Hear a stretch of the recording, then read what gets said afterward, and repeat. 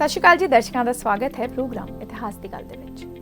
26 ਅਗਸਤ 1303 ਨੂੰ ਖਿਲਜੀ ਰਾਜਵੰਸ਼ ਤੇ ਅਲਾਉਦੀਨ ਖਿਲਜੀ ਨੇ ਇੱਕ ਇਤਿਹਾਸਕ ਲੜਾਈ ਵਿੱਚ ਚਿਤੌੜਗੜ੍ਹ ਉੱਤੇ ਹਮਲਾ ਕੀਤਾ ਤੇ ਕਬਜ਼ਾ ਕੀਤਾ ਸੀ। ਅਲਾਉਦੀਨ ਖਿਲਜੀ ਦੇ ਨਾਲ ਦਿੱਲੀ ਦੀ ਸਲਤਨਤ ਦਾ ਸ਼ਾਹੀ ਦੌਰ ਸ਼ੁਰੂ ਹੋਇਆ। ਅਲਾਉਦੀਨ ਖਿਲਜੀ ਆਪਣੇ ਚਾਚਾ ਜਲਾਲੂਦੀਨ ਖਿਲਜੀ ਦੀ ਹੱਤਿਆ ਕਰਨ ਤੋਂ ਬਾਅਦ ਸੱਤਾ ਵਿੱਚ ਆਇਆ, ਜਿਸ ਤੋਂ ਬਾਅਦ ਉਹ ਦਿੱਲੀ ਆਇਆ ਅਤੇ ਆਪਣੇ ਆਪ ਨੂੰ ਬਹੁਤ ਜਸ਼ਨਾਂ ਦੇ ਵਿਚਕਾਰ ਨਵਾਂ ਸ਼ਾਸਕ ਘੋਸ਼ਿਤ ਕੀਤਾ। ਹਾਲਾਂਕਿ ਸੱਤਾ ਵਿੱਚ ਆਉਣ ਤੋਂ ਤੁਰੰਤ ਬਾਅਦ ਖਿਲਜੀ ਨੇ ਉਹਨਾਂ ਸਾਰੀਆਂ ਚੁਣੌਤੀਆਂ ਦਾ ਅਹਿਸਾਸ ਕਰ ਲਿਆ ਜਿਨ੍ਹਾਂ ਦਾ ਉਸ ਨੂੰ ਸਾਹਮਣਾ ਕਰਨਾ ਪਿਆ ਸੀ। ਇਸ ਤੋਂ ਸ਼ੁਰੂ ਕਰਨ ਲਈ ਮੰਗੋਲਾਂ ਦੇ ਵਾਰ-ਵਾਰ ਹਮਲੇ, ਸ਼ਕਤੀਸ਼ਾਲੀ ਰਿਆਸਤਾਂ ਦੀ ਦੁਸ਼ਮਣੀ ਅਤੇ ਹਿੰਦੂ ਸ਼ਾਸਕਾਂ ਅਤੇ ਹੋਰ ਕੇਂਦਰੀ ਅਧਿਕਾਰੀਆਂ ਦਾ ਵਿਰੋਧ ਸੀ। ਇਸ ਲਈ ਅਲਾਉਦੀਨ ਦਾ ਪਹਿਲਾ ਕੰਮ ਇਹਨਾਂ ਸਾਰੇ ਬਗਾਵਤਾਂ ਨੂੰ ਦਬਾਉਣ ਦਾ ਸੀ ਤਾਂ ਜੋ ਉਹ ਸਾਰੇ ਭਾਰਤ ਵਿੱਚ ਮੁਸਲਮਾਨ ਰਾਜ ਸਥਾਪਿਤ ਕਰ ਸਕੇ। ਬੇਰਹਿਮੀ ਨਾਲ ਮੰਗੋਲ ਦੇ ਹਮਲਿਆਂ ਨੂੰ ਦਬਾਉਣ ਤੋਂ ਬਾਅਦ ਖਿਲਜੀ ਨੇ 1299 ਈਸਵੀ ਵਿੱਚ ਗੁਜਰਾਤ ਅਤੇ ਫਿਰ 1301 ਈਸਵੀ ਵਿੱਚ ਰਾਜਸਥਾਨ ਵਿੱਚ ਰਣਥੰਭੋਰ ਨੂੰ ਅਧੀਨ ਕਰਕੇ ਆਪਣੇ ਸਾਮਰਾਜ ਦਾ ਵਿਸਥਾਰ ਸ਼ੁਰੂ ਕੀਤਾ। ਇਹਨਾਂ ਹਮਲਿਆਂ ਤੋਂ ਬਾਅਦ ਖਿਲਜੀ ਨੇ ਰਤਨ ਸਿੰਘ ਦੇ ਸ਼ਾਸਨ ਵਾਲੇ ਰਾਜਸਥਾਨ ਦੇ ਮੇਵਾੜ ਵਿੱਚ ਚਿਤੌੜਗੜ੍ਹ ਵੱਲ ਆਪਣਾ ਧਿਆਨ ਮੋੜ ਲਿਆ। ਖਿਲਜੀ ਨੇ ਚਿਤੌੜਗੜ੍ਹ ਤੇ ਹਮਲਾ ਕਰਨ ਦੇ ਦੋ ਕਾਰਨ ਮੰਨੇ ਜਾਂਦੇ ਹਨ। ਪਹਿਲੀ ਗੱਲ ਇਹ ਸੀ ਕਿ ਖਿਲਜੀ ਰਤਨ ਸਿੰਘ ਤੇ ਗੁੱਸੇ ਵਿੱਚ ਸੀ ਕਿਉਂਕਿ ਉਸ ਦੀਆਂ ਫੌਜਾਂ ਮੇਵਾੜ ਤੋਂ ਹੋ ਕੇ ਗੁਜਰਾਤ ਤੱਕ ਨਹੀਂ ਪਹੁੰਚਣ ਦਿੰਦੀਆਂ ਸਨ ਅਤੇ ਜਿਵੇਂ ਕਿ ਕਥਾ ਹੈ, ਅਲਾਉਦੀਨ ਖਿਲਜੀ ਨੇ ਰਤਨ ਸਿੰਘ ਦੀ ਪਤਨੀ ਰਾਣੀ ਪਦਮਨੀ ਦੀ ਅਦੁੱਤੀ ਸੁੰਦਰਤਾ ਬਾਰੇ ਸੁਣਿਆ ਸੀ ਅਤੇ ਉਹ ਚਾਹੁੰਦਾ ਸੀ ਕਿ ਉਹ ਉਸ ਦਾ ਹਿੱਸਾ ਬਣੇ। ਦੂਜੀ ਕਥਨਾ ਉੱਤੇ ਪਦਮਾਵਤ ਨਾਮ ਦੀ ਇੱਕ ਫਿਲਮ ਵੀ ਬਣੀ ਹੋਈ ਹੈ, ਪਰ ਇਸ ਕਥਨ ਬਾਰੇ ਯਕੀਨੀ ਨਾਲ ਨਹੀਂ ਕਿਹਾ ਜਾ ਸਕਦਾ।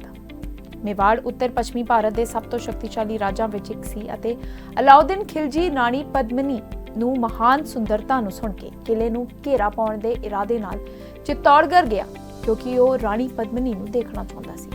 ਉਹਨਾਂ ਦਿਨਾਂ ਵਿੱਚ ਪਰਦਾ ਮਨਾਉਣ ਵਾਲੀਆਂ ਔਰਤਾਂ ਨੂੰ ਧਿਆਨ ਵਿੱਚ ਰੱਖਦੇ ਹੋਏ ਇਹ ਘੋਰ ਅਪਮਾਨ ਸੀ। ਭਾਵੇਂ ਰਤਨ ਸਿੰਘ ਨੇ ਇਸ ਨਾਲ ਅਪਮਾਨਿਤ ਮਹਿਸੂਸ ਕੀਤਾ, ਪਰ ਉਸਨੇ ਇਸ ਮਾਮਲੇ ਵਿੱਚ ਆਪਣੀ ਪਤਨੀ ਤੋਂ ਆਗਿਆ ਮੰਗੀ। ਰਾਣੀ ਪਦਮਨੀ ਸਹਿਮਤ ਹੋ ਗਈ ਅਤੇ ਖਿਲਜੀ ਨੂੰ ਸ਼ੀਸ਼ੇ ਵਿੱਚ ਰਾਣੀ ਪਦਮਨੀ ਦਾ ਪ੍ਰਤੀਬਿੰਬ ਦੇਖਣ ਦੀ ਇਜਾਜ਼ਤ ਦਿੱਤੀ ਗਈ। ਉਸ ਨੂੰ ਦੇਖ ਕੇ ਖਿਲਜੀ ਉਸ ਦੀ ਸੁੰਦਰਤਾ ਤੋਂ ਇੰਨਾ ਪ੍ਰਭਾਵਿਤ ਹੋਇਆ ਕਿ ਉਹ ਉਸ ਨੂੰ ਆਪਣੇ ਹਰਮ ਲਈ ਸੁਰੱਖਿਅਤ ਕਰਨ ਲਈ ਦ੍ਰਿੜ ਹੋ ਗਿਆ। ਜਦੋਂ ਇਹ ਚੱਲ ਰਿਹਾ ਸੀ, ਖਿਲਜੀ ਦੇ ਬੰਦੇ ਕਿਲੇ ਦੇ ਅੰਦਰਲੇ ਹਿੱਸੇ ਦਾ ਸਰਵੇਖਣ ਕਰ ਰਹੇ ਸਨ। ਅਲਾਉਦੀਨ ਖਿਲਜੀ ਨੇ ਰਤਨ ਸਿੰਘ ਨੂੰ ਦਿੱਲੀ ਵਾਪਸ ਆਪਣੇ ਨਾਲ ਲੈ ਲਿਆ ਅਤੇ ਇਸ ਮੌਕੇ ਦੀ ਵਰਤੋਂ ਕਰਕੇ ਰਤਨ ਸਿੰਘ ਨੂੰ ਅਗਵਾ ਕਰ ਲਿਆ। ਇਹ ਖਬਰ ਸੁਣ ਕੇ ਸਿੰਘ ਦੇ ਜਰਨੈਲਾਂ ਗੌਰਾਂ ਅਤੇ ਬਾਦਲ ਨੇ ਖਿਲਜੀ ਨੂੰ ਧੋਖਾ ਦੇਣ ਦਾ ਫੈਸਲਾ ਕੀਤਾ ਅਤੇ ਖਿਲਜੀ ਨੂੰ ਸੁਨੇਹਾ ਭੇਜਿਆ ਕਿ ਅਗਲੀ ਸਵੇਰ ਪਦਮਨੀ ਨੂੰ ਉਸ ਕੋਲ ਭੇਜਿਆ ਜਾਵੇਗਾ। ਅਗਲੀ ਸਵੇਰ 150 ਪਾਲਕੀਆਂ ਰਤਨ ਸਿੰਘ ਦੇ ਕਿਲੇ ਤੋਂ ਅਲਾਉਦੀਨ ਦੇ ਡੇਰੇ ਵੱਲ ਰਵਾਨਾ ਹੋਈਆਂ।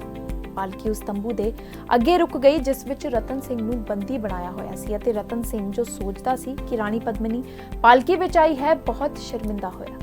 ਪਰ ਉਸ ਨੂੰ ਹੈਰਾਨੀ ਹੋਈ, ਉਸ ਦੀ ਰਾਣੀ ਨਹੀਂ ਸਗੋਂ ਹਥਿਆਰਬੰਦ ਸਿਪਾਹੀ ਪਾਲਕੀ ਵਿੱਚੋਂ ਬਾਹਰ ਨਿਕਲੇ।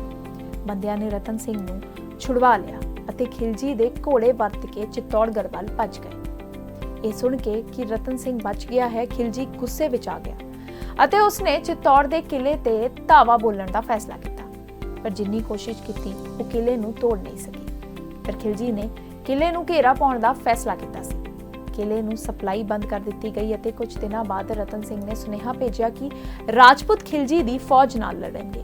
ਖਿਲਜੀ ਦੀ ਫੌਜ ਰਜਨ ਸਿੰਘ ਦੀ ਫੌਜ ਨਾਲੋਂ ਬਹੁਤ ਵੱਡੀ ਸੀ। ਰਾਣੀ ਪਦਮਨੀ ਇਹ ਜਾਣਦੀ ਸੀ ਕਿ ਰਾਜਪੂਤਾਂ ਲਈ ਵਾਪਸ ਆਉਣਾ ਅਸੰਭਵ ਸੀ ਤਾਂ ਰਾਣੀ ਸਮੇਤ ਬਾਕੀ ਔਰਤਾਂ ਨੇ ਜੌਹਰ ਨਾਮਕ ਖੁਦਕੁਸ਼ੀ ਦਾ ਫੈਸਲਾ ਕੀਤਾ ਸੀ।